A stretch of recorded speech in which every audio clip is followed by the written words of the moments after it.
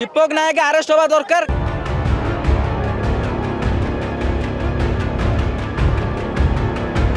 दीपक नायक नामक ये यूट्यूबर काली आम समस्त समस्त सिक्यूरीटी को लेकिन माँ भौणी नहीं माँ भौणी की नहीं सी शोधी थे।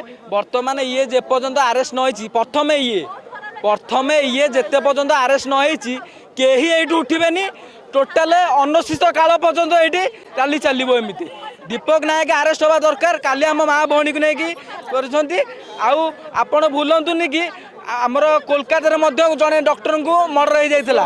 आम कम हूँ सुरक्षा कर्मी आम सुरक्षा दौचु आम काम सुरक्षा कर्मी आम सुरक्षा दौचु बेली आमको माड डॉक्टर मान को प्रोटेक्शन देलु बेली काली आमको माड बाड़े आमको भगेदे। काली आपण मैंने देखिथे आमर कौन सिक्यूरीटी पिला ये नथिले कारण आमको बाड़े भगेदे। आम एवं आसीचु निजक प्रूव करने आज्ञा से माड़ खाई ना कौन पिला भी माड़ खाई ना आमको बाड़े आमर यही पिलाटी जहाँ फटो उठाऊली सी अच्छी आईसीयू आज्ञा।